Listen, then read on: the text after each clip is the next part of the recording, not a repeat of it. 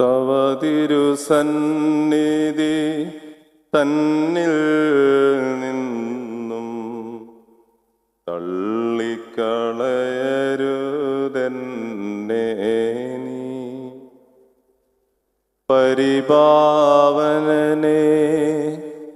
എന്നിൽ നിന്നും തിരികെ എടുക്കരുതെൻ പരനേ.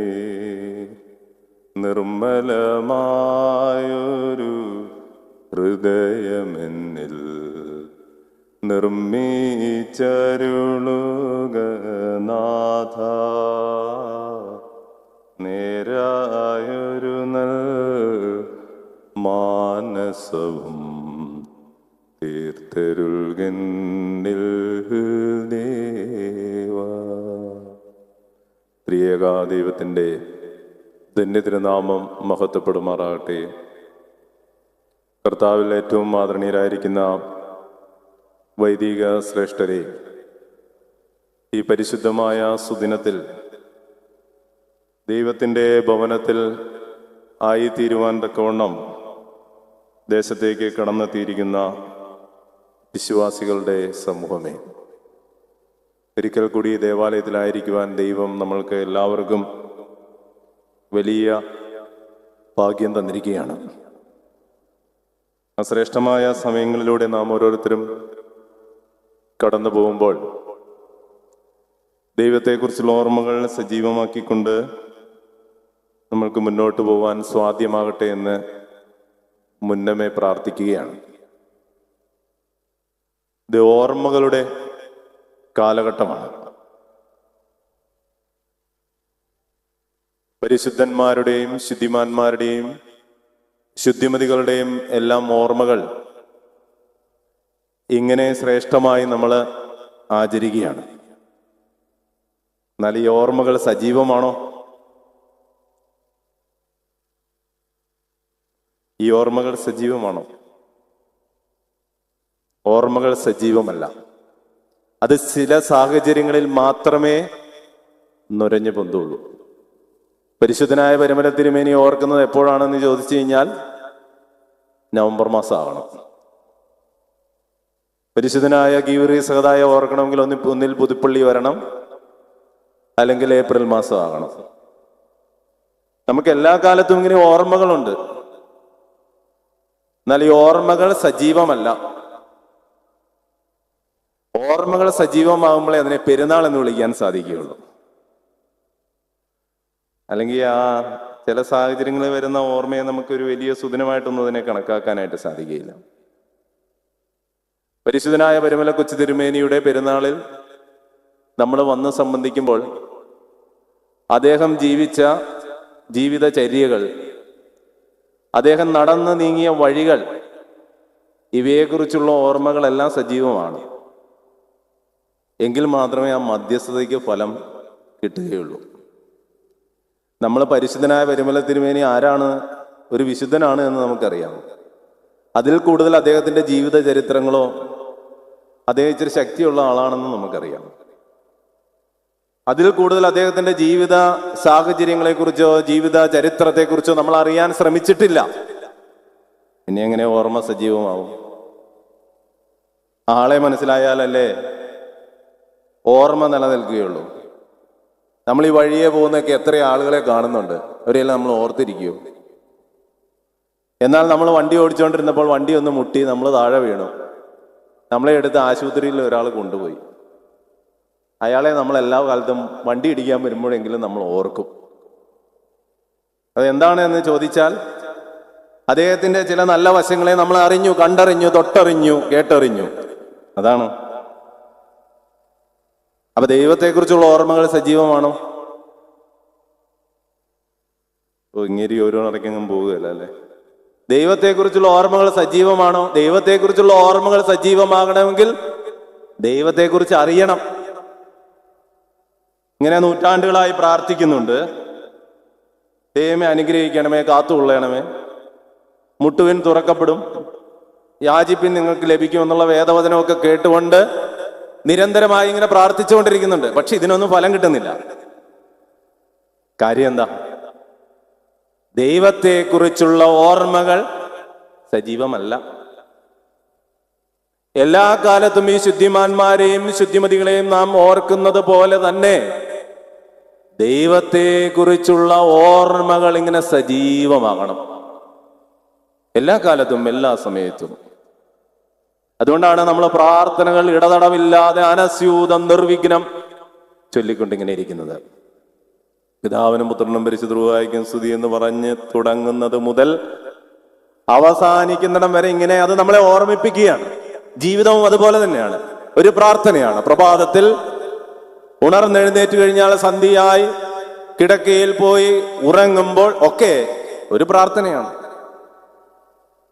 ജീവിതം മുഴുവൻ ദൈവത്തെ ഇങ്ങനെ ഉള്ളിൽ നിറച്ചുള്ളിൽ പേറിക്കൊണ്ട് ദൈവത്തെ കുറിച്ചുള്ള ഓർമ്മകൾ ഇങ്ങനെ സജീവമാക്കുകയാണ്.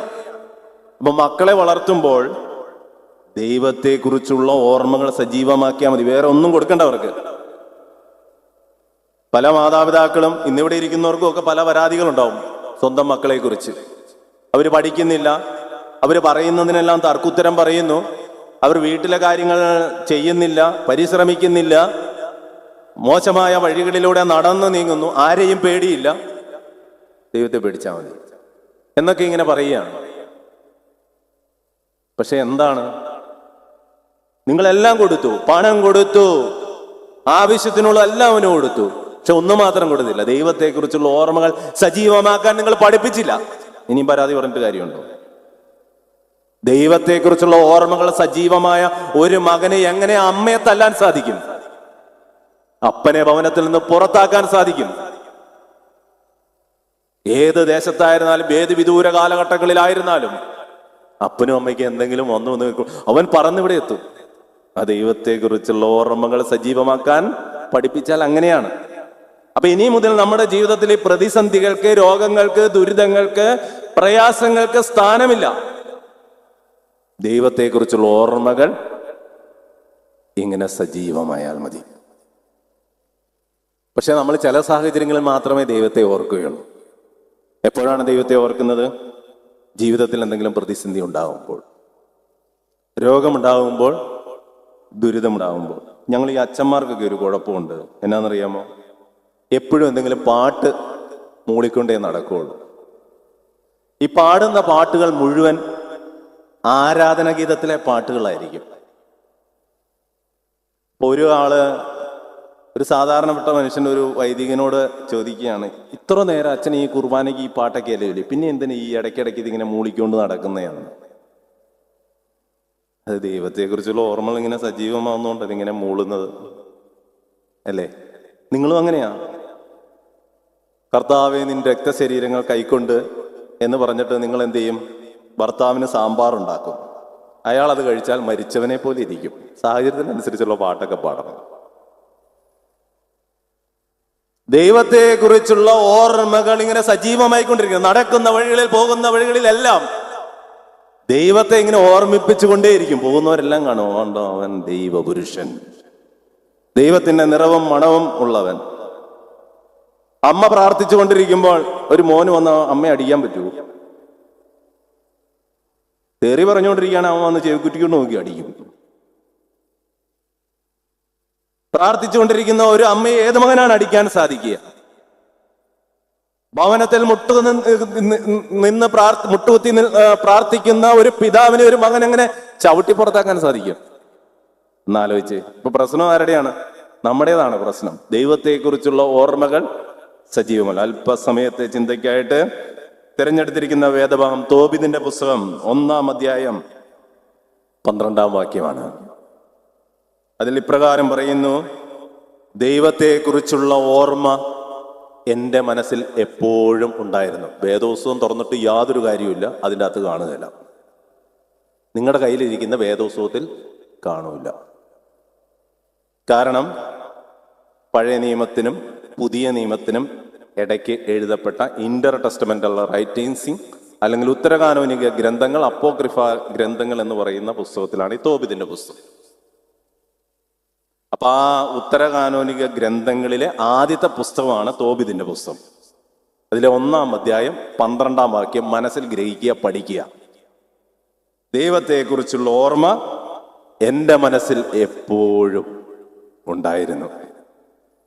ഈ നഫ്താലി ഗോത്രത്തിൽപ്പെട്ട ഹനനിയലിന്റെ സന്തതി പരമ്പരയിൽപ്പെട്ട ഒരാളാണ് ഈ തോബിത് എന്ന് പറയുന്ന മനുഷ്യൻ. അവര് യെരുശലേമിലാണ് ജീവിച്ചിരുന്നത്.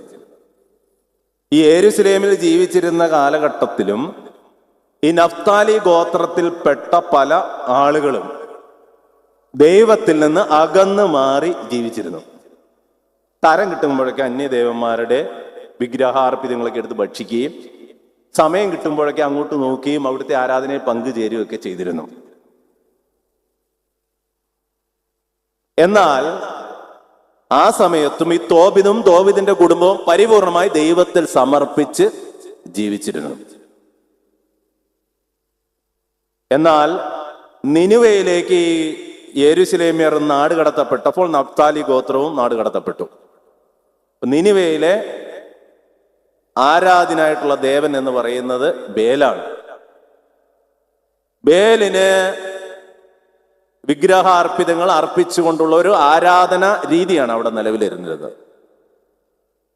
എന്നാൽ നഫ്താലി ഗോത്രത്തിൽപ്പെട്ട പല ആളുകളും അല്ലേ അവിടെ എവിടെ കണ്ട അമ്പലങ്ങളിലെല്ലാം കയറി വിഗ്രഹാർപ്പിതങ്ങളെല്ലാം തിന്ന് ഭക്ഷിച്ചുമൊക്കെ നടന്നിരുന്നു. എന്നാൽ തോബിത് മാത്രം ചെയ്തില്ല. സമയം കിട്ടുമ്പോൾ എല്ലാ വർഷവും അദ്ദേഹത്തിന്റെ ദശാംശം, 1-ാം ദശാംശം യെരുശലേം ദേവാലയത്തിൽ കൊണ്ട് അർപ്പിച്ചിരുന്നു. 2-ാം ദശാംശം പുരോഹിതന്മാർക്കും ദരിദ്രർക്കും ഒക്കെ കൊടുത്തിരുന്നു. ഇപ്പൊ കൃത്യമായിട്ട് അദ്ദേഹം ദൈവിക കർമ്മ പദ്ധതിയിലെ നിയമങ്ങൾ അനുസരിച്ചിരുന്നു. ഒരിക്കലും അദ്ദേഹം ദൈവത്തിൽ നിന്ന് അകന്നു മാറി ജീവിച്ചിരുന്നില്ല. ഇപ്പോൾ മറ്റൊരു ഫോറിൻ ദേശമാണ്, ഒരു ഫോറിൻ ലാൻഡാണ്, ഫോറിൻ നിയമങ്ങളുണ്ട്, അവിടുത്തെ ആരാധനാ രീതികളുണ്ട്. എന്നാൽ ഇതിൽ നിന്നൊക്കെ മാറി അദ്ദേഹം ദൈവത്തെ മാത്രം ആരാധിച്ച് പോന്നിരുന്നു. അപ്പൊ ഇദ്ദേഹം ഈ ഒരു വിദേശവാസത്തായിരുന്നെങ്കിലും ഇദ്ദേഹം ഇങ്ങനെ പെരുമാറാനായിട്ടുള്ള കാര്യം ദൈവത്തെക്കുറിച്ചുള്ള ഓർമ്മകൾ അദ്ദേഹത്തിന് എപ്പോഴും ഉണ്ടായിരുന്നു. അപ്പൊ എന്തുകൊണ്ട് അദ്ദേഹം മറ്റു വിശ്വാസങ്ങളിലേക്ക് പോയില്ല എന്ന് ചോദിച്ചാൽ അതിനുള്ള കാരണമാണ് ദൈവത്തെക്കുറിച്ചുള്ള ഓർമ്മകൾ അദ്ദേഹത്തിന്റെ മനസ്സിൽ എപ്പോഴും ഉണ്ടായിരുന്നു. ദാനിയേൽ പ്രവചനം 1-ാം അധ്യായം 8-ാം വാക്യം, എന്നാൽ രാജാവിന്റെ ഭോജനം കൊണ്ടും താൻ കുടിക്കുന്ന വീഞ്ഞുകൊണ്ടും തനിക്ക് അശുദ്ധി ഭവിപ്പാൻ ഇടവരുത്തരുതെന്ന് ഷണ്ഡാധിപനോട് അപേക്ഷിച്ചു. അല്ലേ? നെബൂഖദ്നേസർ രാജാവിന്റെ വാഴ്ചയുടെ 1-ാം ആണ്ടിൽ അദ്ദേഹം യെരുശലേമിനെ നിരോധിച്ച് അതിലുണ്ടായിരുന്ന ആളുകളെല്ലാം പിടിച്ചു കെട്ടി ബാബിലോണിലേക്ക് കൊണ്ടുപോയി. ബാബേൽ പ്രവാസത്തിന്റെ പ്രാരംഭം. അവിടെയും ഒരു ഫോറിൻ ലാൻഡ്. നമ്മൾ 137-ാം സങ്കീർത്തനങ്ങൾ കാണുന്നുണ്ട്. Now how shall we Singh the Lord song in A strange land. ദൈവത്തിന്റെ പാട്ട്, യഹോവയുടെ പാട്ട് അന്യദേശത്ത് ഞാൻ എങ്ങനെ പാടും എന്ന് വിലപിക്കുന്നുണ്ട്. അല്ലെ? ദൈവത്തെക്കുറിച്ചുള്ള ഓർമ്മകൾ സജീവമായ കുറെ മനുഷ്യരുടെ വിലാപമാണ് അത്. എന്നാൽ വിദേശത്തേക്ക് നാട് കടത്തപ്പെട്ട ദാനിയേൽ, അദ്ദേഹത്തിന്റെ കൂട്ടുകാർ ശദ്രക്ക്, മേശക്ക്, അബേദ്നെഗോവും, ഇവർക്കെപ്പോഴും ഇവരുടെ മനസ്സിൽ ദൈവമുണ്ടായിരുന്നു. അതുകൊണ്ട് ഇവരെ കൊട്ടാരത്തിൽ ജോലിക്കായിട്ട് നിയോഗിച്ചു. എന്നിട്ട് രാജാവ് കൽപ്പന പുറപ്പെടുവിച്ചു, താൻ കുടിക്കുന്ന അതേ ഭോജനം, കഴിക്കുന്ന അതേ ഭക്ഷണം, താൻ കുടിക്കുന്ന അതേ പാനീയം അത് തന്നെ ഈ മക്കൾക്കും കൊടുക്കണം. പക്ഷേ ബാബിലോണിയർക്കൊരു പ്രത്യേകതയുണ്ട്. അവർ കഴിക്കുന്ന ഭക്ഷണത്തിന്റെ ഒരു ഭാഗം അവരുടെ ദേവനായ ബേലിന് നിവേദ്യമായി അർപ്പിച്ച് അതിന്റെ ബാക്കിയാണ്. അറിഞ്ഞോ അറിയാതെയോ നിവേദ്യം. ആ നിവേദ്യം ഭക്ഷിക്കുവാനായിട്ട് ദാനിയേലിനും കൂട്ടുകാർക്കും സാധ്യമല്ല.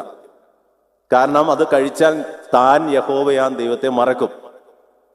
അതുകൊണ്ട് ദാനിയേല് ദൈവത്തെക്കുറിച്ചുള്ള ഓർമ്മകൾ സജീവമാക്കിക്കൊണ്ടിരുന്നപ്പോൾ ഈ രാജാവിന്റെ കൽപ്പന പാടെ നിരസിക്കുവാനായിട്ട് സാധിച്ചു. സിംഹക്കുഴിയിൽ കടന്നു. ദൈവം അവിടെ കൂടെ ഉണ്ടായിരുന്നു. ബേലിനെ ആരാധിക്കണമെന്നുള്ള കൽപ്പനയുണ്ടായി. ശദ്രക്ക്, മേശക്ക്, അബേദ്നെഗോവെയും തീച്ചൂളയിലിട്ടു. 7 ഇരട്ടി ആ ചൂളയുടെ താപം വർദ്ധിപ്പിച്ചു. പക്ഷെ അവർ കുളിരുകൊണ്ട് വിറയ്ക്കുകയായിരുന്നു. ദൈവത്തിന്റെ ദൂതൻ അവരോട് കൂടെ ഉണ്ടായിരുന്നു. അല്ലേ? ദൈവത്തെക്കുറിച്ചുള്ള ഓർമ്മകൾ ഇങ്ങനെ സജീവമായാൽ, പ്രതിസന്ധികളിൽ, ദുഃഖങ്ങളിൽ, പ്രയാസങ്ങളിൽ ഒരു ദൂതൻ നമ്മുടെ കൂടെ നടക്കും. ജീവിതത്തിന്റെ കനൽ വഴികൾ ചവിട്ടി നീങ്ങുമ്പോൾ കത്തിയെരിയുന്ന തീയിൽ ഒരു ദൂതൻ നമ്മളെ സംരക്ഷിക്കാനുണ്ടാകും.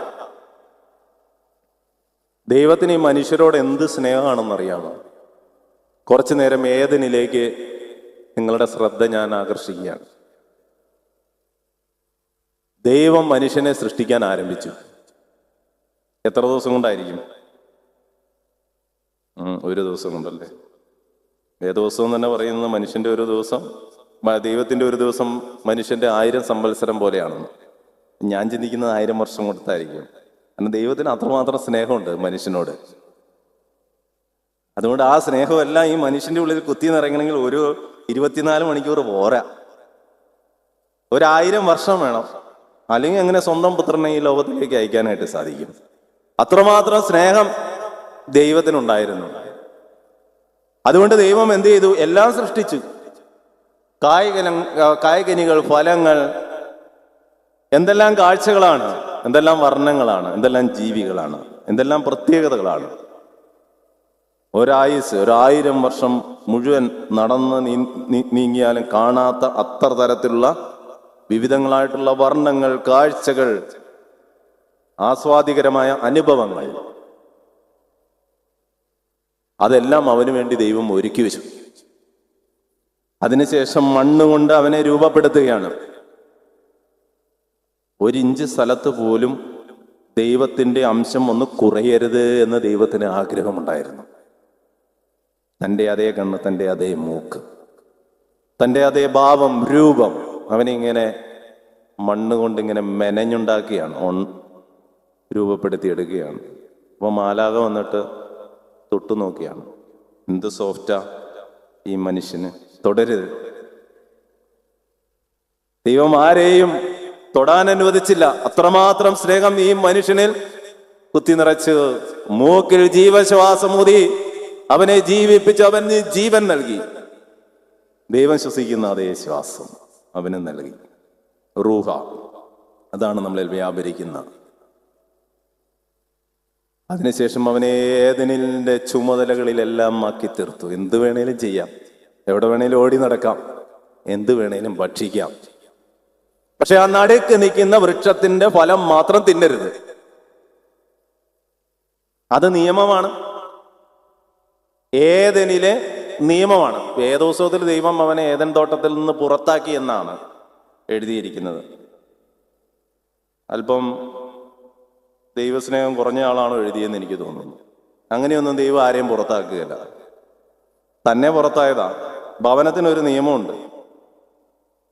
അമ്മയെ കൊന്നാൽ, മോൻ അമ്മയെ കൊന്നാൽ പിന്നെ ആ വീട്ടിൽ താമസിക്കാൻ പറ്റുമോ? പുറത്താവും. അത് ഭവനത്തിന്റെ നിയമമാണ്. അപ്പം പുറത്താക്കിയതാണോ? അല്ല. ഇന്ത്യ മഹാരാജ്യത്ത് ചില നിയമങ്ങളുണ്ട്.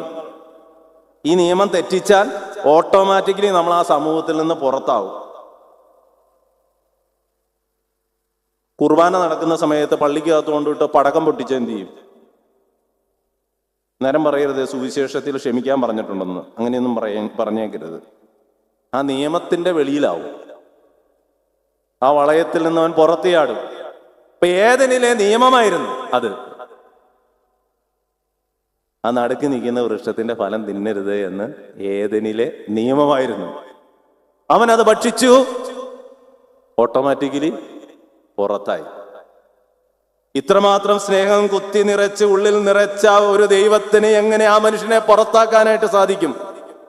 ഇവനിങ്ങനെ പുറത്തു പോയപ്പോൾ ദൈവം ഇങ്ങനെ നോക്കി നിൽക്കുകയാണ്. നിങ്ങൾ കണ്ടിട്ടില്ലേ, ഈ അപ്പനും അമ്മയും പിള്ളേരെ വളർത്തും, ഭയങ്കരമായിട്ട് സ്നേഹം കൊടുത്താ വളർത്തുന്നത്. ഒരു പ്രായപൂർത്തിയാകുമ്പോൾ എവിടെന്നെങ്കിലും ഒരു പെണ്ണിനെ വിളിച്ചുകൊണ്ട് വരും. പെണ്ണിനെ വിളിച്ചോണ്ട് വന്ന് മുറ്റത്ത് വന്ന് നിൽക്കുകയാണ്.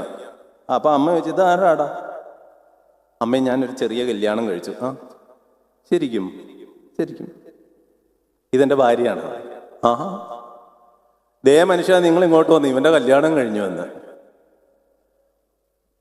പെട്ടെന്നൊരു ഷോക്കാണ്. ഷോക്കിൽ അപ്പം പറഞ്ഞു, ഇറങ്ങടാ വെളിയെന്ന് പറഞ്ഞു. ഇനി നിനക്ക് ഇവിടെ സ്ഥാനമില്ല എന്ന് പറഞ്ഞു. അപ്പൻ്റെ മോനല്ലേ. മോൻ വീട്ടിൻ്റെ അകത്ത് കയറി ബാഗൊക്കെ എടുത്തുകൊണ്ട് വെളിയിലേക്ക് ഇറങ്ങാണ്. ഇനി എൻ്റെ കൊക്കിന് ജീവനുണ്ടെങ്കിൽ ഞാൻ ഈ വീട്ടിൽ കാല് കുത്തുകയില്ല എന്നൊരു ശബ്ദവും ചെയ്തുകൊണ്ട് മോൻ ഇറങ്ങാണ്. അമ്മ കരയാൻ തുടങ്ങി. അപ്പൻ എന്ത് ചെയ്യും? അകത്തേക്ക് കയറും. അകത്തേക്ക് കയറിയിട്ട് ആ ജനലിന്റെ പാളി ചൂണ്ടുവിരലുകൊണ്ടൊന്ന് കുത്തി ചെറുതായിട്ട് അതിൻ്റെ അകത്തൂടെ നോക്കി നിൽക്കും. ഈ മകൻ ദൂരെ അകന്ന് പോകുന്നത് വല്ലാത്ത പൊള്ളലാണ് അല്ലേ. മനസ്സിലിങ്ങനെ ദുഃഖം തിങ്ങി നിറഞ്ഞ് കണ്ണുനീരിങ്ങനെ ഉരുണ്ട് കണ്ണിൻ്റെ അവിടെ ഇങ്ങനെ നിൽക്കുകയാണ്. അപ്പൊ അമ്മ വന്നിട്ട് പറയാണ്, നിങ്ങൾ ഒരു നിമിഷം അവനോട് നിൽക്കാൻ പറഞ്ഞിരുന്നുവെങ്കിൽ അവൻ നിന്നേനെ എന്ന്. കണ്ണുനീര് താണ്ടെ ഉരുണ്ട് താഴെ വീണു.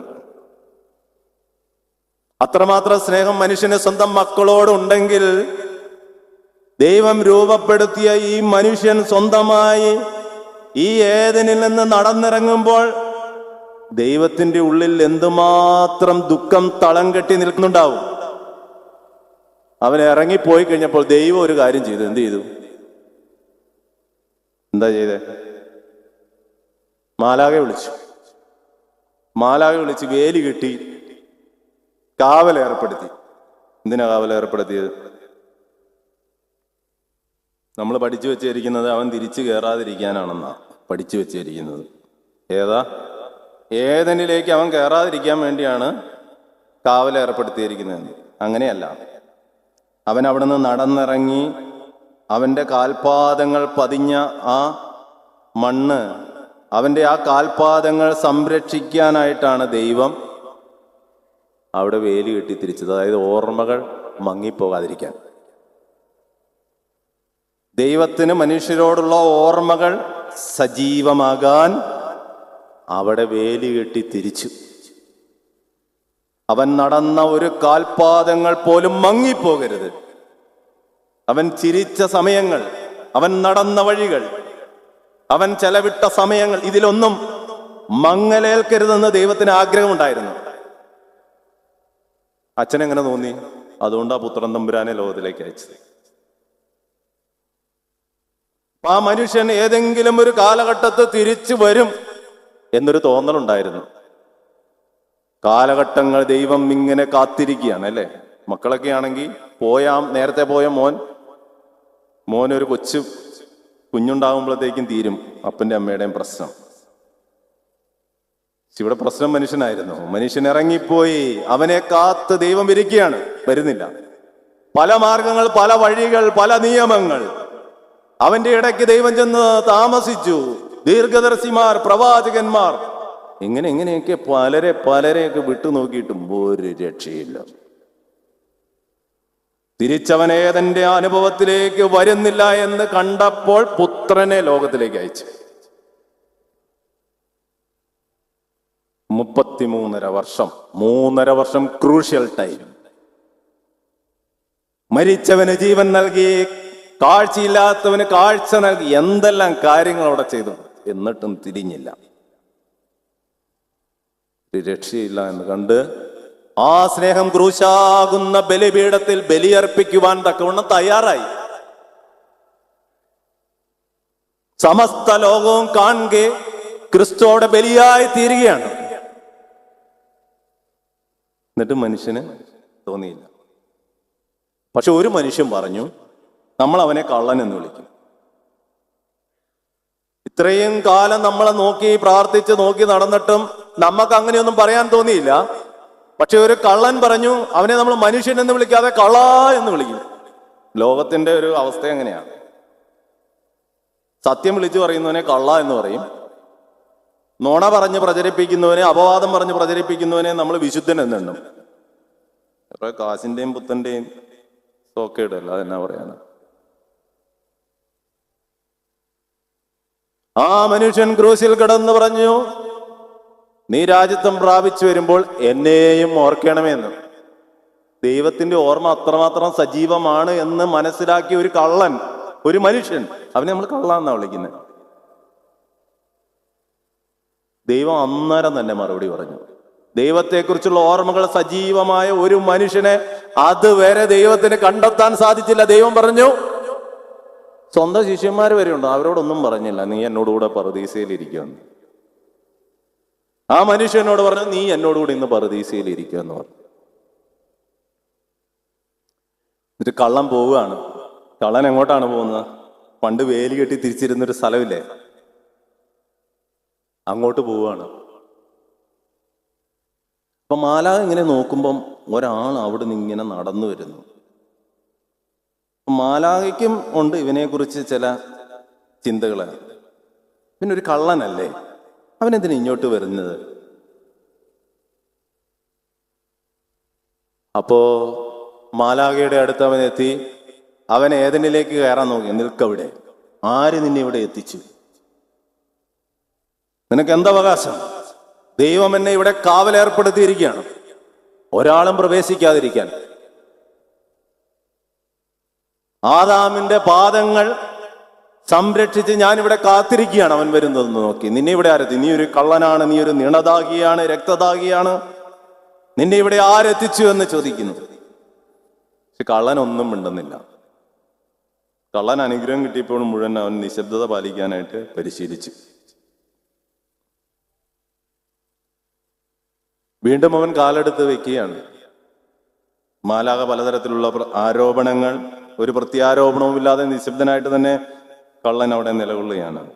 മാലാഖ പാടുകയാണ്, ഏദനിലേറും പാദങ്ങൾ നൂതന ദൃശ്യം ഞാൻ കണ്ടു, നിഷ്കാസിതനായി പോയോനാം ആദാമിൻ പാദങ്ങൾ താൻ. മാലാഖ ആ ദൃശ്യം കണ്ടു, ഒരു സ്വപ്നം പോലെ. ആദാം എപ്പോഴോ ഏതോ സമയത്ത് ഏദനിലേക്ക് കയറുകയാണ്.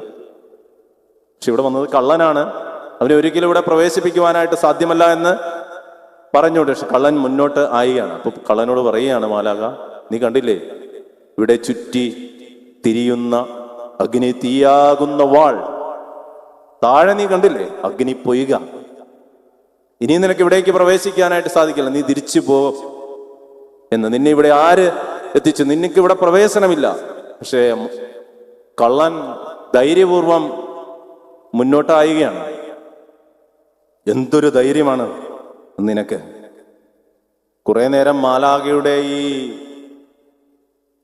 ശബ്ദ മുഖരിതമായിട്ടുള്ള ആരോപണങ്ങൾ കേട്ട് കള്ളം പറയാണ്, എന്നെ നയിക്കും പുത്രൻ താൻ, കുരിശിനെ ഞാൻ കൈ വെടികില്ല, സത്യമായി ഉഗ്ര ശ്ലീബായാൽ ഏദനിലേറാം തടവന്നേ. കള്ളൻ അവിടെ വിളിച്ചു പറയാണ്, നമ്മുടെ കർത്താവായ മശീഹാ തമ്പുരാന്റെ സ്ലീബായാൽ ഏദനിൽ തടസ്സം കൂടാതെ കയറാന്ന്. കഴുത്തെ കുരിശ് കെട്ടി ഞാത്തി ഇട്ടിട്ടും അയ്യോ ഭൂതം വരുന്നേ പ്രേതം വരുന്നേന്ന് പേടിപ്പിക്കുന്ന തലമുറയാണ് നമ്മള്.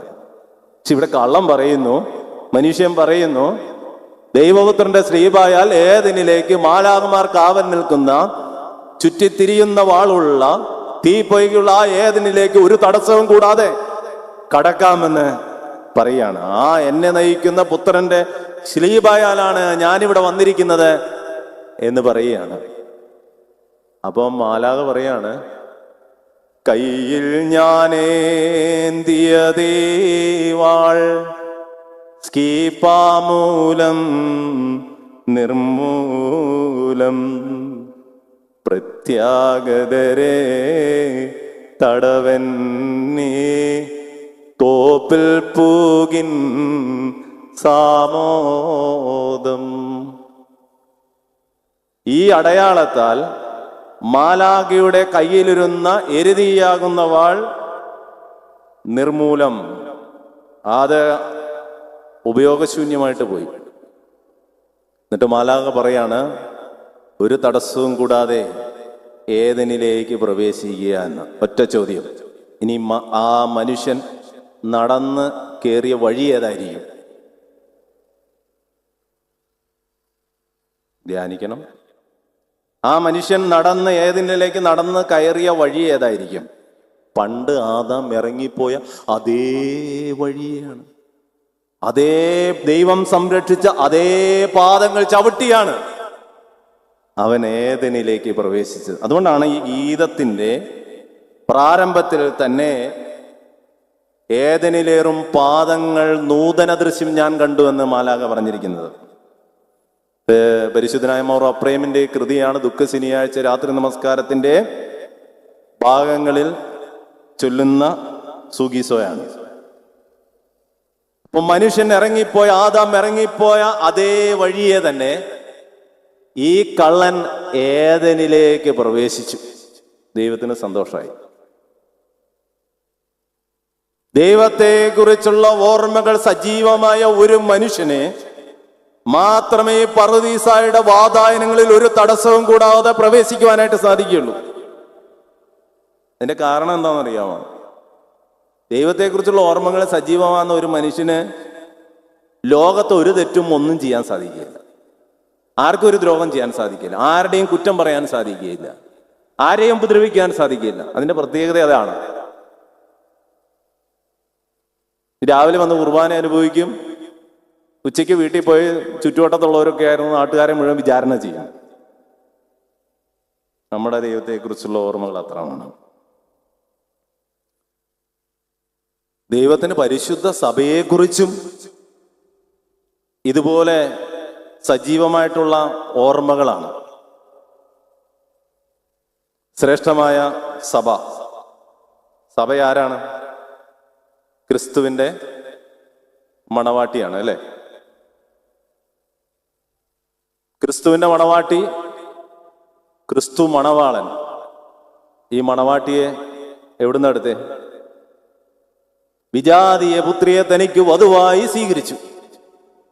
കല്യാണത്തിന്, നിങ്ങളെല്ലാം ഇവിടെ ഇരിക്കുന്നവർ ഭൂരിഭാഗവും കല്യാണം കഴിച്ചവരാണ്. വിവാഹ കൂദാശയ്ക്ക് നിങ്ങൾ ഇവിടെ വന്ന് ഈ മദ്ബഹായുടെ മുമ്പാകെ നിൽക്കുമ്പോൾ മണവാളൻ ക്രിസ്തുവിന്റെ സാദൃശ്യത്തിലും മണവാട്ടി സഭയുടെ സാദൃശ്യത്തിലുമാണ്. എന്നിട്ട് ഒരു ഇടയ്ക്ക് ഒരു കുരിശ് നാട്ടി ഒരു കയറ് കൊണ്ട് നിങ്ങളെ ബന്ധിക്കും, അല്ലേ? പല ആളുകളും പറഞ്ഞു പെട്ടു എന്ന്. വാനിന്നൊടിയാൻ ചെല്ലുമ്പോൾ പല ആളുകളും കേൾക്കുന്നത് ഇതിനാലേ നീ വലഞ്ഞു, ഇതിനാലേ നീ കറങ്ങി, ഇതിനാലേ നീ കുഴഞ്ഞു, നിൻ ജന്മം പാഴായി. ഇങ്ങനെ കേൾക്കുന്ന പലരും. അതുകൊണ്ടാണ് ഈ പടിഞ്ഞാറെ വാതിൽ കഴിഞ്ഞ് അങ്ങോട്ട് ഇറങ്ങുമ്പോൾ മുതൽ തുടങ്ങും പ്രശ്നങ്ങളും പ്രതിസന്ധികളും. ഒരു കൂദാശയാണ്, ഇതിന്റെ പിന്തുടർച്ചയാണ് ജീവിതം മുഴുവൻ എന്നും മനസ്സിലാക്കണം. അതിന്റെ അടയാളമായിട്ടാണ് ക്രൂശാകൃതിയിലുള്ള ഒരു മിന്നെ നിങ്ങളുടെ കഴുത്തിൽ കെട്ടിത്തരുന്നത്. രണ്ടുപേരും മനസ്സിലാക്കാൻ. ഫാഷൻ കൂടിയ സമയത്ത് ഇപ്പൊ പെണ്ണുങ്ങൾ മിന്ന് ധരിക്കാറില്ല എന്നുള്ളതാണ്. പള്ളിയിലൊക്കെ വരുമ്പോൾ അച്ഛന്മാര് ഇത് നോക്കുമോന്ന് അറിയാൻ വേണ്ടി ഇതെല്ലാം ഇങ്ങനെ പൊതിഞ്ഞു കെട്ടി വെച്ചേക്കും, ഇങ്ങനെ കാണാതിരിക്കാൻ. മിന്നിടാതെ നടക്കരുത്. കാരണം അത് കൂദാശയുടെ പൂർത്തീകരണമാണ്. ജീവിതാവസാനം വരെ ആ കൂദാശ നിങ്ങളുടെ ഉള്ളിൽ ഉണ്ട് എന്നുള്ളതാണ്. അതുകൊണ്ടാണ് നിങ്ങളെ ആദ്യം ഭാര്യയെന്ന് വിളിച്ചു, പിന്നെ അമ്മയെന്ന് വിളിച്ചു, പിന്നെ വല്യമ്മച്ചി എന്നൊക്കെ വിളിക്കുന്നത് അതുകൊണ്ടാണ്. അപ്പൊ മണവാട്ടി പരിശുദ്ധ സഭയുടെ സാദൃശ്യത്തിൽ നിലകൊള്ളുന്നു. മണവാളൻ ക്രിസ്തുവിന്റെ സാദൃശ്യത്തിൽ നിലകൊള്ളുന്നു. എന്താ അല്ലേ? എത്രമാത്രം ശ്രേഷ്ഠമാണ് ഈ ജീവിതം. ഇത് മനസ്സിലാക്കാതെ, ദൈവത്തെക്കുറിച്ചുള്ള ഓർമ്മകൾ സജീവമാക്കാതെ നമ്മളിങ്ങനെ ജീവിക്കുകയാണ്. കൂദാശിയുടെ അനുഭവത്തിൽ, ബലിയർപ്പണത്തിന്റെ അനുഭവത്തിൽ അല്ല എന്ന് നമ്മൾ തെറ്റിദ്ധരിക്കുന്നു. ക്രിസ്തുവാകുന്ന മണവാളന്റെ ചരിതം കേട്ടപ്പോൾ മണവാട്ടിക്ക് മണവാളനിൽ അനുരാഗാഗ്നി തോന്നി. ഇനിയും പറയുന്ന അപ്രേമിന്റെ കീർത്തനം തന്നെയാണ്. അപ്പൊ മണവാളനെ കുറിച്ച് ഇങ്ങനെ പറയുകയാണ്, അയ്യോ അവൻ ഭൂതങ്ങളെ പുറത്താക്കുന്നു, അവൻ മരിച്ചവരെ ഉയർപ്പിക്കുന്നു, അവൻ നിശബ്ദനായിട്ട് നിലകൊള്ളുന്നു. അതൊക്കെ വല്ലാതെ ആകർഷിക്കുന്നുണ്ട്. ആ കാലഘട്ടത്തിൽ അങ്ങനെ ഒരു മനുഷ്യനെ കണ്ടെത്താനായിട്ട് ആർക്കും സാധിക്കുന്നില്ല. അപ്പൊ ഈ മണവാട്ടിക്ക് മണവാളനെ കാണാൻ ആഗ്രഹം തോന്നി. മണവാട്ടി മണവാളിനെ അന്വേഷിച്ച് പുറപ്പെടുകയാണ്. ബേത്ലഹേമിൽ ചെന്നു. ബേത്ലഹേമിൽ ചെന്നപ്പോൾ മണവാളനെ കാണാനായിട്ട് കഴിഞ്ഞില്ല. അപ്പം ആരോ അവളോട് പറഞ്ഞു, അവൻ മിസ്രൈമിലേക്ക് പോയി എന്ന് പറഞ്ഞു. വലിയ സന്തോഷത്തോടെ മിസ്രൈമിൽ ചെന്ന് കാണാമല്ലോ എന്ന് ചിന്തിച്ചുകൊണ്ട് മിസ്രൈമിൽ ചെന്നു. അപ്പം ആരോ പറഞ്ഞു അവളോട്, അവൻ നസ്രയത്തിൽ, ഗലീലയിലെ നസ്രയത്തിലേക്ക് പോയി എന്ന് പറഞ്ഞു. അങ്ങോട്ടും ചെന്നു. അവിടെ ചെന്നപ്പോഴും അവനെ കണ്ടെത്താനായിട്ട് സാധിച്ചില്ല. ആ പ്രണയമേ, മണവാട്ടിക്ക് മണവാളനോടുള്ള പ്രണയത്തിന്റെ ആഴം എന്ത് ദൂരമാണ്. നമ്മളൊക്കെയാണെങ്കിൽ ആദ്യത്തെ ഒരു സ്ഥലത്ത് ചെന്നു, രണ്ടാമത്തെ ഒരു സ്ഥലത്ത് ചെയ്തു, ഇനിയും പോട്ടെ, വേറെ ആരെങ്കിലും അന്വേഷിക്കാന്ന് വിചാരിച്ചു. വേറെ ആരും അന്വേഷിച്ചില്ല. ഈ മണവാട്ടി അവനെ മാത്രം അന്വേഷിച്ചു പോവാണ്. അപ്പൊ യോർദാനിൽ ഇങ്ങനെ ഒരു വിരുന്ന് നടക്കുന്നുണ്ട് എന്ന് മനസ്സിലാക്കി അവൾ ആ വിരുന്നിൽ മണവാളനെ കാണാമെന്ന് ചെന്നു. അവിടെ ഓടിച്ചെന്നപ്പോൾ ശിഷ്യന്മാർ ഇവൾക്ക് ഭാവം മാറ്റിയ വീഞ്ഞ് പകർന്നു. ഭാവം മാറ്റിയ വീഞ്ഞ് അവൾക്കേകി. അവൾ മന്നിച്ചുറങ്ങി. ഉണർന്നെഴുന്നേറ്റപ്പോൾ മണവാളനെ കാണാനില്ല. എന്റെ മണവാളൻ എവിടെയെന്ന് ചോദിച്ചു. നീ ആരെ തേടുന്നു? ആ കാന്തൻ മരുഭൂവിലേക്ക് പോയി എന്ന് പറഞ്ഞു. നീ മരുഭൂമിയിലോട്ട് പോകണം. എന്തെല്ലാം വഴികൾ താണ്ടി വേണം ഇനി അവനെ കണ്ടെത്താൻ. വെറുതെ ഒന്നും പോയാൽ കണ്ടെത്താൻ സാധിക്കില്ല. ചോരന്മാരെ കൂസാതെ ദുർഗമ മാർഗങ്ങളിലൂടെ ചുട്ടുപൊള്ളുന്ന മരുഭൂമിയിലെ ആ മണൽത്തരികൾ ചവിട്ടി കല്ലും മുള്ളും ഏന്തി വേണം ഇനി മണവാളനെ കണ്ടെത്താനായിട്ട് മരുഭൂമിയിലേക്ക് പോകാൻ. നല്ല സോഫ്റ്റ് ആയിട്ടുള്ള പാദങ്ങളൊക്കെ ആയിരുന്നു. പക്ഷെ യോർദാനിൽ നിന്ന് ഇറങ്ങുന്ന സമയം മുതൽ, ഭാവം മാറ്റിയ വീഞ്ഞവൾ ഭക്ഷിച്ച സമയം മുതൽ അവളിൽ പ്രതിസന്ധി തുടങ്ങി. അവിടെ കാലിൽ മുള്ളുകൾ തറയ്ക്കുന്നുണ്ട്, അതിൽ നിന്ന് ചോര പൊടിയുന്നുണ്ട്, കാല് ചതഞ്ഞിട്ടുണ്ട് കല്ലിൽ തട്ടി. മരുഭൂമിയിലെ ആ ചൂടേറ്റ മണലിൽ കാലുകൾ പൊള്ളുന്നുണ്ട്, കരിനീലിച്ച് കിടക്കുക. സൗന്ദര്യം എല്ലാം പോയി വാടി തളർന്നു. എന്നിട്ടും അവള് മണവാളനെ അന്വേഷിച്ച് ആ മരുഭൂവിലേക്ക് ചെന്നു. ശൂന്യാരണ്യത്തിൽ ജനമധ്യ അവനെ തേടി മരുഭൂവിൽ നിന്ന്. പക്ഷേ അവിടെയും അവനെ കണ്ടെത്താനായിട്ട് സാധിച്ചില്ല. അപ്പൊ അവളോട് പറഞ്ഞു, അവൻ സിയോനിലേക്ക് പോയി എന്ന് പറഞ്ഞു. സിയോനിൽ ചെന്നപ്പോൾ പറഞ്ഞു, ഗോകുൽത്തായിൽ യൂതന്മാർ അവനെ കുരിശിൽ തറച്ചു കൊന്നു എന്ന് പറഞ്ഞു. കരഞ്ഞുകൊണ്ടോടാണ്. ഓടിയപ്പോൾ അവിടെ 3 കുരിശുകൾ ഇങ്ങനെ നാട്ടിയിരിക്കുന്നു. നടുക്ക് നിൽക്കുന്ന ക്രിസ്തുവിന്റെ ക്രൂശിൽ അവൾ കെട്ടിപ്പിടിച്ച് തലയും താങ്ങി തേങ്ങി കരയുകയാണ്. എന്റെ കാന്ത, നിന്നെ ഞാൻ എത്ര കാലം അന്വേഷിച്ച് നടന്നു,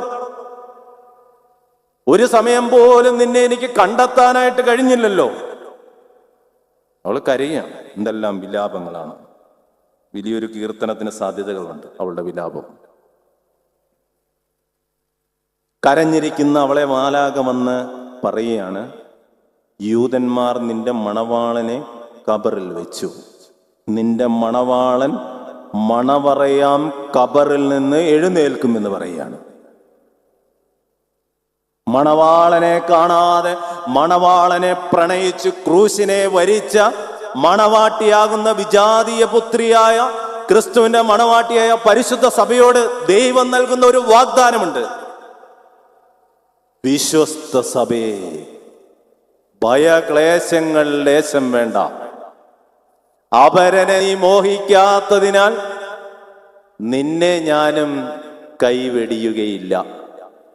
പാരും വാനും ലോകവും എല്ലാം അഴിഞ്ഞു പോയാലും പിതൃപുത്ര പരിശുദ്ധാത്മാവിന്റെ ഗേഹത്തിൽ ഞാൻ നിന്നെ പാർപ്പിക്കും എന്നാണ്. കണ്ടോ, ദൈവത്തെക്കുറിച്ചുള്ള ഓർമ്മകൾ സജീവമായ പരിശുദ്ധ സഭയോട് ദൈവത്തിനുള്ള വാഗ്ദാനമാണ്. ഒരു കണ്ടീഷനുണ്ട്. വെറുതെ ഇങ്ങനെ തലയെ വന്ന് മുണ്ടിട്ടിരുന്ന് ഇറങ്ങിപ്പോയാൽ പറ്റുകയില്ല. ദൈവത്തെക്കുറിച്ചുള്ള ഓർമ്മകൾ സജീവമാകണം. ദൈവത്തെക്കുറിച്ചുള്ള ഓർമ്മകൾ സജീവമായ മണവാട്ടിയോട് ദൈവം പറയുന്നതാണ്, വിശ്വസ്ത സഭയെ ഭയക്ലേശങ്ങൾ ലേശം വേണ്ടെന്ന്. നിന്നെ ഞാൻ എൻ്റെ വീട്ടിൽ പാർപ്പിക്കുമെന്ന് പറയുകയാണ്. കണ്ടോ? ഉൽപ്പത്തി പുസ്തകം 38-ാം അധ്യായത്തിൽ പെട്ടെന്ന് കാലാവസ്ഥ മാറുന്നത്. ഒരു സ്ത്രീയെ കണ്ടെത്തുന്നുണ്ട്. പേര് പറയാമോ? യൂദായിൻ മറവിലമർന്ന മന്നനെ മോഷ്ടിച്ചാൾ താമാർ, അവൾ മോഹി ചൊരുലാവണ്യം വിജയശ്രീ ഇന്നാർജിച്ചു. ഉൽപ്പത്തി പുസ്തകം 38-ാമത്തെ ആരായെ കുറിച്ചാണ് പറയുന്നത്? ഞാനിപ്പോ പാടിയ ഈ ഗീതം നമ്മുടെ കർത്താവായ മെശിഹാ തമ്പുരാന്റെ ജനന പെരുന്നാളിന്റെ പ്രഭാത നമസ്കാരത്തിലെ 3-ാമത്തെ ഗീതമാണ്. അതിന്റെ ഓദർ മാർ അപ്രേം തന്നെയാണ്. 38-ാം അധ്യായത്തിൽ യഹൂദയുടെ മൂത്ത മകന് ഭാര്യയായി സ്വീകരിച്ചവളായിരുന്നു താമാർ.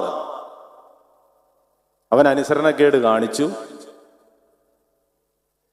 അവനെ ദൈവം വധിച്ചു. അപ്പൊ യഹൂദ നിയമപ്രകാരം മൂത്തവൻ മരിച്ചാൽ ഇളയവനുണ്ടെങ്കിൽ അവന് ഭാര്യയായിട്ട് തീരും ഇവള്. രണ്ടാമത്തവനും ഭാര്യയായി ദൈവം അവളെ കൊടുത്തു, താമാറിനെ കൊടുത്തു. അവനും ഇവളെ സ്വീകരിക്കാൻ താല്പര്യമില്ലാത്തതുകൊണ്ട് വിവരമില്ലായ്മ കാണിച്ചു. അവനെയും ദൈവം തട്ടി. അപ്പൊ മൂന്ന് മക്കളേ ഉള്ളൂ. മൂന്നാമത്തവനൂടെ പോയി കഴിഞ്ഞാൽ ഇനി എൻ്റെ കാര്യം കട്ട പുകയാവുമെന്ന് യഹൂദ തീരുമാനിച്ച് എന്ത് ചെയ്തു? അവനോട് പറഞ്ഞു, താമാറിനോട് പറഞ്ഞു, നീ നിന്റെ അപ്പന്റെ ഭവനത്തിൽ പോയി വിധവയായിട്ട് പാർക്കുക എന്ന് പറഞ്ഞു. അവൾ ആ രാത്രിയിൽ തന്നെ കെട്ടും കിടക്കിയെടുത്ത് സ്വന്തം അപ്പന്റെ ഭവനത്തിലേക്ക് പോയി. എന്നാൽ ഈ മകന് പ്രായപൂർത്തിയാകുമ്പോൾ വിവാഹം ചെയ്തു കൊടുക്കാമെന്നായിരുന്നു അമ്മായിപ്പന്റെ വാഗ്ദാനം, യഹൂദയുടെ വാഗ്ദാനം. അവൻ പ്രായപൂർത്തിയായിട്ടും വിവാഹം കഴിച്ചു കൊടുക്കുന്നില്ല എന്ന് കണ്ടപ്പോൾ അവളൊരു തീരുമാനമെടുത്തു. എല്ലാ വർഷവും ഈ അപ്പൻ തിമ്നയിലേക്ക് ആടുകളുടെ രോമം കത്തിരിക്കുന്ന അടിയന്തരത്തിന് പോകുന്ന ഒരു പതിവുണ്ടായിരുന്നു. ഇവള് വൈദവ്യ വസ്ത്രങ്ങളൊക്കെ മാറ്റി മൂടുപടം ധരിച്ച് അവൾ നേരെ തിമ്നയിലേക്ക് ചെന്നു അവളോടെ ഇരുന്നു. അപ്പോൾ ഒരു വേശിയാണെന്ന് തെറ്റിദ്ധരിച്ചുകൊണ്ട് ഈ അപ്പൻ അമ്മായിപ്പം പറഞ്ഞു, ഇന്ന് എന്നോടൊത്ത് രാത്രി പാർക്കാന്ന് പറഞ്ഞു. അപ്പൊ പറഞ്ഞു, ശരി, എന്തു തരും? ഒരു കോലാട്ടിൻകുട്ടിയെ തരാമെന്ന് പറഞ്ഞു. നീ കോലാട്ടിൻകുട്ടിയെ തരുമെന്നുള്ളതിനുള്ള എന്താ അടയാളം എന്താണ് എന്ന് പറഞ്ഞു. അപ്പൊ അവന് അടയാളം എന്ത് കൊടുത്തു എന്നറിയാമോ? മോതിരം കൊടുത്തു, മോതിര ചരട് കൊടുത്തു, വടിയും കൊടുത്തു. അതുകൊണ്ടാണ് അപ്രേം വീണ്ടും എഴുതി, താമാറുത്തമയായി മൂന്നാൾ. കേട്ടിട്ടില്ലേ? അപ്പൊ ഈ മൂന്നും വാങ്ങിച്ച് അവള് കയ്യിൽ വെച്ചു. ആ രാത്രി അപ്പനോടൊത്ത് ശയിച്ചു. രാവിലെ അവൾ വീട്ടിലോട്ട് പോയി. രാവിലെ ഭൃത്യന്റെ വശം ഈ കോലാട്ടിൻ കുട്ടിയെ കൊടുത്തു വിട്ടു. അവിടെ ചെന്നപ്പോൾ അവളെ കണ്ടില്ല. അപ്പൊ ഇങ്ങനെ ഇവിടെ ഒരു വേശ്യ, ഒരു സ്ത്രീ ഇരിക്കുന്നുണ്ടായിരുന്നല്ലോ, ഇവിടെ ഇങ്ങനെ ആരുമില്ല എന്ന് പറഞ്ഞു. പിന്നെ അവിടെ അധികം നിന്ന് ചോദിക്കാൻ നിന്നില്ല. അവൻ പറഞ്ഞു, ഇനി ഡിഫേമേഷൻ, അപവാദം വരുത്താതിരിക്കാനായിട്ട് നമ്മളെന്തായാലും കൊടുത്തല്ലോ, നമ്മൾ തെറ്റൊന്നും കാണിച്ചില്ല, ഇനി പോരെ, ഇനിയൊന്നും മിണ്ടണ്ടെന്ന് പറഞ്ഞു. അങ്ങനെ ഇരിക്കുമ്പോൾ കുറെ കാലം കഴിഞ്ഞപ്പോൾ താമാർ ഗർഭിണിയാണ് എന്ന് അറിയുന്നു. യഹൂദ നിയമപ്രകാരം അവളെ കൊല്ലണം, അവളെ ചുട്ടുകരിക്കണം, അവളെ കല്ലെറിയണം. അങ്ങനെ അപ്പൻ പല കാര്യമായിട്ട് ഇങ്ങനെ മുന്നോട്ട് വരികയാണ്. അപ്പൊ അമ്മായിപ്പന്റെ കയ്യിലോട്ട് ഈ 3 സാധനം കൊടുത്തു. ആരാണ് ഇതിന്റെ അവരാണ് അതിന്റെ ഉത്തരവാദി എന്ന് പറഞ്ഞു. അപ്പൊ ഈ അമ്മായിപ്പൻ പറഞ്ഞ സ്റ്റേറ്റ്മെന്റ് എന്താണെന്നറിയാമോ? അവൾ എന്നിലും നീതിയുള്ളവൾ, അവൾ എന്നിലും നീതിയുള്ളവൾ. അപ്പന് പറയാൻ സാധിച്ചത്, അവൾക്ക് ദൈവത്തെക്കുറിച്ചുള്ള ഓർമ്മകൾ സജീവമായത് അപ്പൻ തിരിച്ചറിഞ്ഞുകൊണ്ടാണ് അപ്പന് സാധിച്ചത്. അത് Jacob Swaroop justification of Tamar എന്ന് പറഞ്ഞ ഒരു കൃതിയുണ്ട്, അതിൽ എഴുതിയിട്ടുണ്ട്. പക്ഷെ അതിനെക്കാട്ടിലും മുമ്പ് ആദ്യം അവളെ നീതീകരിച്ചത് അവളുടെ അമ്മായിയപ്പൻ തന്നെയാണ്. രണ്ടാമത് ഇത് പാടുന്നത് ആരാ? അപ്രേമാണ്. അപ്രേം ആ ഭേദവാദത്തെ ഇങ്ങനെ അരിച്ചു പിഴിഞ്ഞു. പിഴിഞ്ഞിട്ട് നേരെ അതിൻ്റെ ഒരു വാല് കൊണ്ട് വംശാവലി പുസ്തകത്തിൽ കൊണ്ടുപോയി കെട്ടി. എന്നിട്ട് അപ്രയം പാടുകയാണ്, യൂദായിൻ മറവിലമർന്ന മന്നനെ മോഷ്ടിച്ചാൾ താമാർ, അവൾ മോഹി ചുരുലാവണ്യം വിജയശ്രീ ഇന്നാർജിച്ചു. യൂദായുടെ മറവിലമർന്ന ആ മന്നൻ ആരാണ്? ക്രിസ്തുവാണ്. യൂദായുടെ മറവിലമർന്ന മന്നനായ ക്രിസ്തുവിനെ ഇവള് മോഷ്ടിച്ചു. ആ വംശം നിലനിർത്തി. അതുകൊണ്ട് വംശാവലി പുസ്തകത്തിൽ എഴുതി വെച്ചിരിക്കുകയാണ്, യഹൂദ താമാറിൽ നിന്ന് പാരേസിനെ ജനിപ്പിച്ചു എന്ന്. വായിച്ചിട്ടില്ലേ? ദൈവത്തെ കുറിച്ചുള്ള ഓർമ്മകൾ സജീവമാകുന്ന ഒരുവൾക്ക് ദൈവത്തിന്റെ വംശാവലി പുസ്തകത്തിൽ പോലും ഇടം നേടുവാൻ സാധിച്ചു. എന്താ? ക്രിസ്തുവിനെ അവൾ മോഷ്ടിച്ചു, അല്ലേ? മണവാട്ടിയായ സഭ ക്രിസ്തുവിനെ മോഷ്ടിച്ചു. ദൈവത്തെക്കുറിച്ചുള്ള ഓർമ്മകൾ സജീവമായി. ആരൊക്കെയാണ് ഇങ്ങനെ ദൈവത്തെക്കുറിച്ചുള്ള ഓർമ്മകൾ സജീവമാക്കി ക്രിസ്തുവിന്റെ ദൈവത്തിന്റെ മനം ഇങ്ങനെ കവർന്നത്? സമസ്തവും വിരിച്ച് ഇങ്ങനെ ഈ ക്രൂശിൽ കിടക്കണമെങ്കിൽ ഒരുവനെങ്കിലും ദൈവത്തെക്കുറിച്ചുള്ള ഓർമ്മകൾ സജീവമായിട്ടുള്ളവൻ ഉണ്ട് എന്ന് മനസ്സിലാക്കിക്കൊണ്ടാണ്, അല്ലേ? അല്ലെങ്കിൽ ക്രിസ്തുവിന് ഒരിക്കലും ഇങ്ങോട്ട് വരാനായിട്ട് സാധിക്കില്ല. ദൈവത്തെക്കുറിച്ചുള്ള ഓർമ്മകൾ സജീവമായ താമാർ വംശാവലി പുസ്തകത്തിൽ കയറിപ്പറ്റി. ഇനി ഇവിടെ നിന്ന് പോകുമ്പോൾ ഓരോരുത്തരും മിണ്ടരുത്, എനിക്ക് മുട്ടുവേദനയാണ്, എനിക്ക് നടുവേദനയാണ്, എനിക്ക് കണ്ണ് കാണുന്നില്ല, ചെവി കേൾക്കുന്നില്ല, എൻ്റെ മക്കള് തെറ്റിപ്പോയി, വഴിതെറ്റിപ്പോയി എന്നും മിണ്ടരുത്. ദൈവത്തെക്കുറിച്ചുള്ള ഓർമ്മകൾ ഇങ്ങനെ സജീവമാക്കിയാൽ മതി. ഏത് പ്രതിസന്ധി, ഏത് ദുഃഖം, ഏത് പ്രയാസങ്ങൾ എല്ലാം നീങ്ങി കിട്ടും. ചില സാഹചര്യങ്ങളിൽ മാത്രം ഉയർന്ന് പൊന്തേണ്ട ഒന്നല്ല ക്രിസ്തുവിനെ കുറിച്ചുള്ള ഓർമ്മകൾ, അത് സജീവമാക്കാനായിട്ടുള്ളതാണ്. ദൈവത്തെക്കുറിച്ചുള്ള ഓർമ്മകൾ ഇങ്ങനെ ചില സാഹചര്യത്തിൽ മാത്രം നുരഞ്ഞു പൊന്തുന്ന ഒരാളുണ്ട്, ഒരു മുടിയനായ പുത്രൻ. ചില സാഹചര്യങ്ങളിൽ മാത്രം. അവൻ അവൻ്റെ അപ്പൻ്റെ ഭവനത്തിലായിരിക്കുമ്പോൾ ശ്രേഷ്ഠമായി ജീവിക്കുകയായിരുന്നു. പക്ഷെ കുറെ കാലം കഴിഞ്ഞപ്പോൾ അവന് തോന്നി, പോരാ, ഇതൊന്നും ശരിയല്ല, ഇവിടെ കിട്ടുന്ന സ്നേഹം, സ്വാതന്ത്ര്യം, ഇവിടെ കിട്ടുന്ന ധനം, ഇതൊന്നും പോരാ, ഇതിനപ്പുറം വിശാലമായിട്ടുള്ള ഒരു ലോകമുണ്ട്, അല്ലേ? നമ്മുടെ പിള്ളേരൊക്കെ പ്രേമിക്കാൻ തുടങ്ങുന്നതിൻ്റെ കാരണം അങ്ങനെയാണ്. ഭവനത്തിലെ അവസ്ഥയിൽ നിന്ന് വിശാലമായ മറ്റൊരു ലോകം ഉണ്ട്.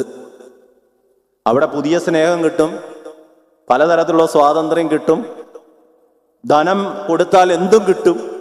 അങ്ങനെയൊക്കെ തെറ്റിദ്ധരിച്ച് അവനെങ്ങനെ അപ്പൻ്റെ കയ്യിൽ നിന്ന് ധനവും വാങ്ങി വലിയൊരു യാത്ര പോവുകയാണ്. 1 കോടി രൂപ ഉണ്ടാക്കാൻ ഒത്തിരി സമയം വേണം, ഇല്ലേ? കളയാൻ അധികം സമയം വേണ്ട, മിനിറ്റുകൾ മതി കളയാൻ. ഇവൻ വിചാരിച്ചു, ഈ അപ്പൻ്റെ കയ്യിൽ നിന്ന് വീതം വാങ്ങിച്ചൊക്കെ വിറ്റ് കഴിഞ്ഞാൽ ഇപ്പം നന്നാവുമെന്നാണ് വിചാരിച്ചത്. മാതാപിതാക്കളുടെ സ്വത്ത് മോഹിച്ച് കോങ്കണ്ണ് പിടിച്ചിരിക്കുന്ന മക്കളോട് ഇത് വാങ്ങിച്ചാലൊന്നും വലിയ കാര്യമായിട്ട് ഗുണപ്പെടുകയില്ല. അവനവൻ അധ്വാനിച്ചാൽ അവനവന് ജീവിക്കും. അതേ നോക്കിയിരുന്ന് കോങ്കണ്ണും പിടിച്ച് കണ്ണാടിയും വെച്ച് നടക്കണം. എന്നാൽ കണ്ണാടി വെച്ചവരല്ല അപ്പൻ്റെ സ്വത്ത് മോഹിച്ചവരാണെന്ന് നിങ്ങൾ തെറ്റിദ്ധരിക്കുകയും ചെയ്യരുത്. ഒരു കാര്യമില്ല, അതൊന്നും ശുഭമാകുകയില്ല. അതിന് ഉദാഹരണമാണ് ഇങ്ങനെ നടന്നു നീങ്ങിയാണ്. അപ്പൻ്റെ വീട്ടിലായിരുന്ന സമയത്ത് ദൈവത്തെക്കുറിച്ചും വീട്ടുകാരെക്കുറിച്ചും ഭവനത്തെക്കുറിച്ചും എല്ലാം ഓർമ്മകൾ സജീവമായിരുന്നു. ഇറങ്ങിയ സമയം മുതൽ പുതിയ കാഴ്ചകൾ, പുതിയ വർണ്ണങ്ങൾ, പുതിയ സാഹചര്യങ്ങൾ, പുതിയ സ്വാതന്ത്ര്യം, പുതിയ സ്നേഹം, എത്രയെത്ര ആൺ സുഹൃത്തുക്കൾ, പെൺ സുഹൃത്തുക്കൾ, പണം കൊണ്ട് അവൻ നെയ്തെടുത്തത് എന്തെല്ലാമാണ്. ഒന്നും ഉണ്ടാക്കുന്നില്ലേ, കിട്ടിയത് ഇങ്ങനെ കൂട്ടും കടലടിച്ചുകൊണ്ടിരിക്കുക, പുതുതായിട്ടൊന്നും ഉണ്ടാക്കുന്നില്ല. ഇൻകം ജനറേഷനൊന്നുമില്ല, ഒരു സോഴ്സ് ഓഫ് ഇൻകം ഇല്ല, കിട്ടിയത് ചെലവഴിച്ചുകൊണ്ടേ ഇരിക്കുകയാണ്. അങ്ങനെയുണ്ട് നമ്മുടെ കൂട്ടത്തിൽ ചിലർ. അവിടെ നിന്ന് നീങ്ങി. എല്ലാം തീർന്നു. എല്ലാം തീർന്നു കഴിഞ്ഞപ്പോഴാണ് ആടുമാടുകളെങ്കിലും മേയ്ക്കാന്ന് വിചാരിച്ചു. തൊട്ടടുത്ത് ഒരാളും ജോലി കൊടുക്കുന്നില്ല. പന്നികളെ മേയ്ക്കുന്ന ജോലിക്ക് അവിടെ ചെന്ന് വല്ല ഭക്ഷണം കിട്ടാനുണ്ടോ? അതുമില്ല. അപ്പോഴാണ് അവർ പന്നിക്ക് കൊടുക്കുന്നതെങ്കിലും തിന്നാന്ന് വിചാരിച്ചു. അപ്പോൾ അവന് ആ സാഹചര്യത്തിൽ അവന് ഓർമ്മ പൊന്തി. അപ്പൻ്റെ ഭവനത്തിലെ ഓർമ്മകൾ നുരഞ്ഞു പൊന്തി. അവൻ ഓർക്കുകയാണ്, തൻ്റെ അപ്പൻ്റെ ഭവനത്തിൽ ഭൃത്യന്മാർ എത്ര ശ്രേഷ്ഠമായാണ് ഭക്ഷിക്കുന്നത്, ഏതെല്ലാം നല്ല സാഹചര്യങ്ങളിലാണ് അവർ ജീവിക്കുന്നത്. എൻ്റെ അപ്പൻ്റെ ഭവനത്തിലേക്ക് എനിക്ക് പോണം. അവൻ വീട്ടിലേക്ക് ചെല്ലുകയാണ്. ദൂരെ നിന്നേ അവനെ കണ്ടു. ആരാ കണ്ടേ? അപ്പനെ കണ്ടത്. എന്നെ കണ്ടാ തിരിച്ചറിയില്ലായിരുന്നു. കണ്ണൊക്കെ ഇങ്ങനെ ഉന്തി, തലമുടിയൊക്കെ ജട പിടിച്ച് കറത്ത് പെടച്ച്, കണ്ട ആഫ്രിക്കക്കാരൻ ആരാണെന്ന് തോന്നുന്നു. അമ്മ കണ്ടാൽ പോലും തിരിച്ചറിയില്ല. പക്ഷെ അപ്പം ദൂരെ നിന്നേ കണ്ടു, അവനെ മനസ്സിലാക്കി. മകനെക്കുറിച്ചുള്ള ഓർമ്മകൾ അപ്പനിൽ സജീവമായതുകൊണ്ടേ ദൈവം അങ്ങനെയാ. ദൂരെ നിന്നേ അവനെ കണ്ടു. ഓടിച്ചെന്നു, കെട്ടിപ്പിടിച്ചു, ചുംബിച്ചു, മോതിരമിടുവിച്ചു, ചെരുപ്പിടുവിച്ചു, വലിയ വിരുന്ന് കഴിച്ചു. എന്താ വിരുന്ന്? ദൈവത്തെക്കുറിച്ചുള്ള ഓർമ്മകൾ സജീവമാകുന്ന ഒരുവന് കൊടുക്കുന്നതാണ് വിരുന്ന്. തന്റെ പദമാകുന്ന ആ മഹാവിരുന്നിലേക്കാണ് നമ്മളെ വിളിച്ചു ചേർന്നിരിക്കുന്നത്. ആരെ വിളിച്ചു ചേർത്തിരിക്കുന്നത്? ദൈവത്തെക്കുറിച്ചുള്ള ഓർമ്മകൾ സജീവമായവരെ ആ വിരുന്നിൽ പ്രവേശിക്കാൻ സാധിക്കുള്ളൂ. ആ മഹാവിരുന്നിലേക്ക് ക്ഷണക്കത്ത് എന്ന് പറയുന്നത് ദൈവത്തെക്കുറിച്ചുള്ള ഓർമ്മകൾ സജീവമാകുക എന്നുള്ളതാണ്. അവനെ ചെരുപ്പിടി വെച്ചു, അവനെ ചുംബിച്ചു, മഹാവിരുന്നൊരുക്കി അവനെ സ്വന്തം അപ്പന്റെ ഭവനത്തിൽ ചേർത്ത് നിർത്തി. ചില സാഹചര്യങ്ങളിൽ നുരഞ്ഞു പൊന്തിയാൽ പ്രശ്നം അവിടെയാണ്. നമ്മൾ ഉണ്ടാക്കുന്ന പ്രതിസന്ധിയാണ് അത്. ദൈവത്തിനെ കുറിച്ചുള്ള ഓർമ്മകൾ ഇങ്ങനെ മങ്ങലേൽക്കുമ്പോൾ നമ്മൾ ആ ഭവനത്തിൽ നിന്ന് വെളിയിൽ പോകും. ആ നിയമത്തിൽ നിന്ന് നമ്മൾ വെളിയിൽ പോകും. ശ്രേഷ്ഠമായി ജീവിക്കണമെങ്കിൽ ദൈവത്തെക്കുറിച്ചുള്ള ഓർമ്മകൾ സജീവമാകണം. ഏറ്റവും ശ്രേഷ്ഠമായി നമ്മൾക്ക് ജീവിക്കാം. ഞാൻ എൻ്റെ വാക്കുകളിൽ നിന്ന് പിന്മാറുകയാണ്. എൻ്റെ കൂടെ ക്രിസ്തുവുണ്ട് എന്നും ഓർമ്മിച്ചുകൊണ്ട് നമുക്ക് ജീവിതം മുഴുവൻ മുന്നോട്ട് കൊണ്ടുപോകുവാനായിട്ട് സാധിക്കാം. പരിശുദ്ധമായ ഈ സുദിനത്തിൽ ദൈവത്തെക്കുറിച്ചുള്ള ഓർമ്മകൾ പേറിക്കൊണ്ട് നമുക്ക് പിരിയാം. ജീവിതം മുഴുവൻ ദൈവത്തെ നമ്മൾക്ക് ഓർമ്മിച്ചെടുക്കാം, ഹൃദയത്തോട് ചേർത്ത് നിർത്താം. തോബിതിൻ്റെ പുസ്തകം 1-ാം അധ്യായം 12-ാം വാക്യം. ദൈവത്തെക്കുറിച്ചുള്ള ഓർമ്മകൾ എൻ്റെ മനസ്സിൽ എപ്പോഴും ഉണ്ടായിരുന്നു. ദാനിയേൽ ദൈവത്തെക്കുറിച്ചുള്ള ഓർമ്മകൾ സജീവമാക്കിയപ്പോൾ അവൻ സിംഹക്കുഴിയിൽ നിന്ന് രക്ഷപ്പെട്ടു. ഏറ്റവും ഒടുവിലായി അവൻ ഏഷ്യയുടെ 1-ാമത്തെ പ്രധാനമന്ത്രിയായി. 5-ാം അധ്യായം, ദാനിയേൽ പ്രവചനം 5-ാം അധ്യായത്തിലേക്ക് പ്രവേശിക്കുമ്പോൾ ബെൽഷേസർ രാജാവ് നെബൂഖദ്നേസറിന്റെ കൊച്ചുമോന്റെ കാലഘട്ടമായി. പുള്ളിക്കാരൻ വന്ന് നോക്കിയപ്പോൾ പണ്ട് യെരുശലേമിൽ നിന്ന് അടിച്ചുകൊണ്ട് വന്ന കുറേ സാധനങ്ങളുണ്ടായിരുന്നു. ആളുകളെ മാത്രമല്ല, അവിടുത്തെ പൂജാപാത്രങ്ങൾ, യെരുശലേം ദേവാലയം കവർ ചെയ്ത് അവിടുത്തെ പൂജാപാത്രങ്ങളും ഒക്കെ ഉണ്ടായിരുന്നു. ഈ മോൻ ഈ ചാക്ക്, വല്യപ്പൻ ഇത് കൊണ്ടൊന്നും ഈ ചാക്ക് കെട്ടൊന്നും അഴിച്ചിട്ടുണ്ടായിരുന്നില്ല. ഈ ചാക്ക് കെട്ടെല്ലാം അഴിച്ചു നോക്കിയപ്പോൾ അവൻ്റെ കണ്ണ് മഞ്ഞളിച്ചു. സ്വർണം, വെള്ളി, വിവിധ തരങ്ങളായിട്ടുള്ള കൊത്തുപണികളിലുള്ള പൂജാപാത്രങ്ങൾ, കാസ, അബീലാസ, ഇവയൊക്കെ കണ്ടു. അവൻ്റെ കണ്ണ് മഞ്ഞളിച്ചു പോയി. അവൻ വലിയൊരു വിരുന്ന് കഴിക്കുകയാണ്. നാരികളുടെയും ഉപനാരികളുടെയും പ്രഭുക്കന്മാരുടെയും ഒക്കെ ഒരു 1000 പേരുടെ വിരുന്ന് അവൻ കഴിച്ചു. വിരുന്ന് കഴിച്ച ആ രാത്രിയിൽ അവൻ അവർക്ക് മദ്യം വിളമ്പിയത്, വീഞ്ഞ് പകർന്നത് യെരുശലേം ദേവാലയത്തിൽ നിന്ന് കൊണ്ടുവന്ന പൂജാപാത്രങ്ങളിലായിരുന്നു. ദൈവത്തിന് ഇഷ്ടപ്പെടുവോ? നമ്മുടെ കാസാവിലാസായിലെടുത്ത് വെള്ളം ഒഴിച്ചാൽ എങ്ങനെ ഇരിക്കും? നമ്മൾ കല്ലെറിഞ്ഞവനെ കൊല്ലൂലേ? പക്ഷെ ഇവിടെ ദൈവം ഇടപെട്ടു. ദൈവം ആ കൊട്ടാരത്തിന്റെ മിനിസമുള്ള വ്യക്തിയിൽ എറിസ്ലെസ് ഹാൻഡ്, ഒരു കൈപ്പത്തി വന്ന് അവിടെ എഴുതുകയാണ്, മെനെ മെനെ ദേക്കൽ ഉഫർസീൻ. എന്തൊരു ഭാഷ! ആര് വായിച്ചിട്ടും മനസ്സിലാകുന്നില്ല. പലരെയും വിളിച്ചു, മന്ത്രവാദികളെ, ശാസ്ത്രാധ്യാപകരെ ഒക്കെ വിളിച്ചു.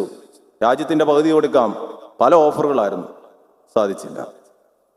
എന്നാൽ ഈ രാജ്യത്തൊരു വൃദ്ധനുണ്ട്, അവനെ വരുത്തിയാൽ അവനത് വായിച്ച് മനസ്സിലാക്കാൻ സാധിക്കുമെന്ന് പറഞ്ഞു. അവനോട് വാഗ്ദാനം കൊടുത്തു, നിന്നെ ഞാനിങ്ങനെ രാജ്യത്തിന് പകുതി തരാം, നിന്നെ അതാക്കാം ഇതാക്കാം എന്നൊക്കെ പറഞ്ഞു. പക്ഷേ ദാനിയേൽ പറഞ്ഞു, എനിക്കതൊന്നും വേണ്ട. അവൻ വായിച്ചർത്ഥം പറഞ്ഞു. ആ രാത്രിയിൽ ബെൽഷേസർ രാജാവിനെ ദൈവം വധിക്കുകയാണ്, യഹോവയാം ദൈവം വധിക്കുകയാണ്. പക്ഷെ ദാനിയേലിന് അത് വായിച്ചർത്ഥം മനസ്സിലാക്കാൻ സാധിച്ചത് ദൈവത്തെക്കുറിച്ചുള്ള ഓർമ്മകൾ അവനിൽ എപ്പോഴും ഉണ്ടായിരുന്നതുകൊണ്ടാണ്. ഏത് ദേശത്ത്, ഏത് കാലഘട്ടത്ത്, ഏത് സാഹചര്യത്തിൽ ദൈവത്തെക്കുറിച്ചുള്ള ഓർമ്മകൾ ഇങ്ങനെ സജീവമാക്കിക്കൊണ്ടേ ഇരിക്കാം. പരിശുദ്ധ സഭയെക്കുറിച്ചുള്ള ഓർമ്മകൾ ദൈവത്തിൽ സജീവമാണ്.